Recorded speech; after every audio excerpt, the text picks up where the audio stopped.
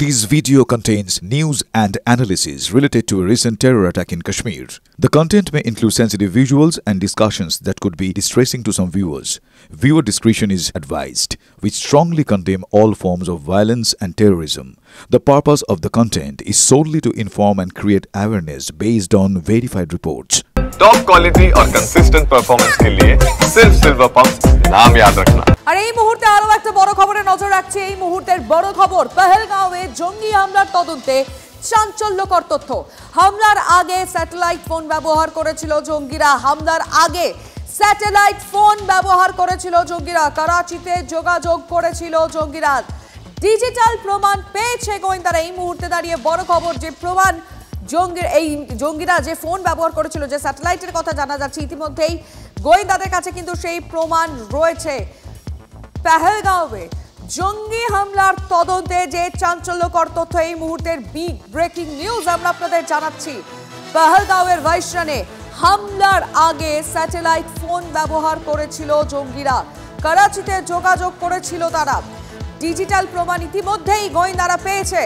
ঠিক কিভাবে এই যে স্যাটেলাইট ফোন তা ব্যবহার করা গিয়েছিল, এখনো পর্যন্ত কি তথ্য সামনে এসছে, সবটা জানবো। সুজয় পাল আমাদের রিপোর্টার রয়েছেন। সুজয়, দেখো লিমা, অত্যন্ত গুরুত্বপূর্ণ তথ্য ইতিমধ্যে গোয়েন্দাদের হাতে এসেছে এবং প্রাথমিক তথ্য প্রমাণ অনুযায়ী নিরাপত্তা সংস্থা তারা যেটা জানতে পেরেছেন যে জঙ্গিরা এই জঙ্গি হামলার আগে তারা স্যাটেলাইট ফোন ব্যবহার করেছিল। স্যাটেলাইট ফোনে যেমন নিজেদের মাধ্যমে যোগাযোগ রেখেছে, তার পাশাপাশি পাকিস্তানের করাচিতেও তারা স্যাটেলাইট ফোনের মাধ্যমে যোগাযোগ করেছিল।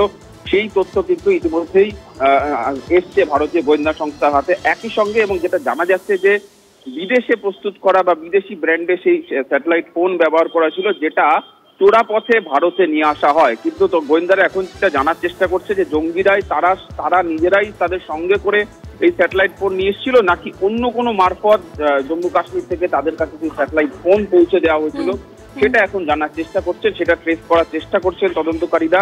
ইতিমধ্যেই তুমি জানো এনআইএর এই ঘটনা তদন্তভার নিয়েছে। তারাও এই অ্যাঙ্গেলটি বা এই বিষয়টি তদন্ত করে দেখছে যে এই স্যাটেলাইট ফোন কোথা থেকে কিভাবে তাদের হাতে এলো। তারা কি পাকিস্তান থেকেই তাদের কাছে এসছে, নাকি অন্য কোনো দেশ থেকে তাদের কাছে এসছে, নাকি এই হামলার আগে তাদের জন্য তারা যাতে করাচিতে যোগাযোগ করে ইনস্ট্রাকশন নিতে পারে, সেই হামলার ইনস্ট্রাকশন যে কিভাবে কাদের উপর অ্যাটাক করা হয়েছে হামলার সুজয়। আর যেমনটা সুজয় বলছিল, ইতিমধ্যেই পহেলগাঁও হামলার তদন্তে এনআইএ এফআইআর দায়েরের পর ফরেনসিক ল্যাবে পাঠানো নমুনার রিপোর্ট দ্রুত পেতে তৎপরতা। কখন কিভাবে হামলা চালায় জঙ্গিরা জানতে ঘটনার দিন প্রতি মুহূর্তে টুকরো টুকরো তথ্য সংগ্রহে প্রত্যক্ষদর্শীদের বয়ানের ওপর জোর দিচ্ছেন তদন্তকারীরা।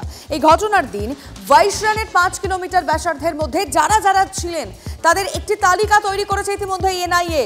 কোন পথে ঢুকেছিল জঙ্গিরা, কোন পথে পালায়, সমস্ত বিষয়টা খতিয়ে দেখছে জাতীয় গোয়েন্দা সংস্থা। গত 22 এপ্রিল বৈশরণ ভ্যালিতে জঙ্গি হামলা হয়। পরদিনই ঘটনাস্থলে পৌঁছে গিয়েছিলেন এনআইএর তদন্তকারীরা। ঘটনার 5 দিন পর সরকারিভাবে পহেলগাঁও জঙ্গি হামলার তদন্তভার নিয়েছে এনআইএ।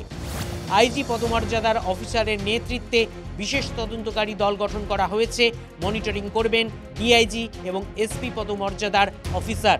কোথা দিয়ে জঙ্গিরা বৈশারণ ভ্যালিতে ঢোকে, তখন কিভাবে হামলা হয়, পর্যটকদের সঙ্গে কি করা হয়েছিল, কোন পথে পালালো জঙ্গিরা, প্রতিটা বিষয়ের পুঙ্খানুপুঙ্খ তথ্য জোগাড় করার চেষ্টা চালাচ্ছেন তদন্তকারীরা। নিজেদের মধ্যে করে ঘটনার একটা পুনর্নির্মাণ করার চেষ্টা করছেন যে কিভাবে জঙ্গিরা এই ঘটনাটা ঘটিয়েছে এবং একই সঙ্গে এন্ট্রি এক্সিট রুট, অর্থাৎ জঙ্গিরা যে পথ দিয়ে এসেছিল এবং যে পথ দিয়ে পালিয়ে গিয়েছিল, সেটাও কিন্তু তারা তদন্ত করার জন্য এই প্রত্যক্ষদর্শীদের বয়ানের উপর ভরসা করা রাখছেন। সংলগ্ন প্রায় 5 কিলোমিটার রেডিয়াসের যাদের বাড়ি রয়েছে, যাদের দোকানপাট বা যাদের চলাফেরা প্রায়শই থাকে, প্রত্যেক দিন প্রত্যেক মুহূর্তে থাকে, তাদের সঙ্গে কথা বলছেন তদন্তকারীরা যে ঘটনার আগে এবং পরে কোনো সন্দেহজনক গতিবিধি তাদের নজরে এসেছিল কিনা। প্রত্যক্ষদর্শীদের থেকে ঘটনার প্রত্যেক মিনিটের চোখে দেখা বিবরণ সংগ্রহ করছেন। একই সঙ্গে হামলায় নিহতদের পরিজনদের সঙ্গে কথা বলে তথ্য তালাশ করছেন গোয়েন্দারা। শনিবার পহেলগাঁও কাণ্ডে হত বেহালার সমীর গুহর বাড়িতে যান জাতীয় তদন্তকারী সংস্থার আধিকারিকরা।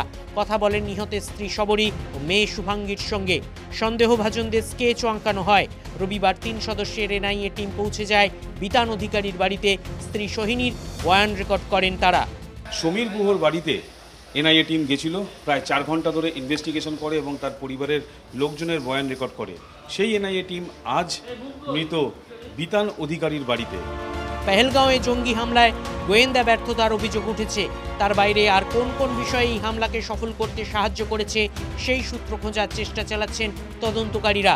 ফরেন্সিককেও বলা হচ্ছে দ্রুত এই ঘটনার রিপোর্ট দিতে, যাতে এই তদন্তের কাজ তারা দ্রুত এগিয়ে নিয়ে যেতে পারে এবং একই সঙ্গে তারা সার্বিকভাবে যে ডিজিটাল এভিডেন্স, সেই ডিজিটাল এভিডেন্সের উপরেও ভরসা রাখছে। টাওয়ার ডাম্পিং প্রযুক্তি সেটাকে ব্যবহার করা হচ্ছে, অর্থাৎ ঘটনার সময় ওই এলাকায় বাইরে থেকে কোনো ফোন এসেছিল কিনা বা ফোন কল কোনো গিয়েছিল কিনা, কোনো সন্দেহজনক ফোন কল রয়েছে কিনা, বিদেশের নাম্বার বা পাকিস্তানের কোনো নাম্বার থেকে ফোন এসেছিল কিনা, সেই প্রযুক্তিরও যেমন সাহায্য নেওয়া হচ্ছে। ভাইসারান ভ্যালিতে 7 জঙ্গি হামলা চালায় বলে এখনো পর্যন্ত তদন্তে উঠে এসেছে। 4 জনের স্কেচও প্রকাশ করা হয়েছে। এর বাইরে আর কারা যুক্ত সেটাও খতিয়ে দেখা হচ্ছে। নারকীয় হত্যালীলার নেপথ্যে কি শুধুই পাকিস্তান ও লস্করের টিআরএফ শাখা? হামলার ধাঁচে মিল থাকায় জঙ্গি গোষ্ঠী হামাসও সন্দেহের তালিকায় রয়েছে। সেই দিকটিও খতিয়ে দেখছে জাতীয় তদন্তকারী সংস্থা। সুজয় পাল ও সৌভিক সরকারের রিপোর্ট, TV9 বাংলা।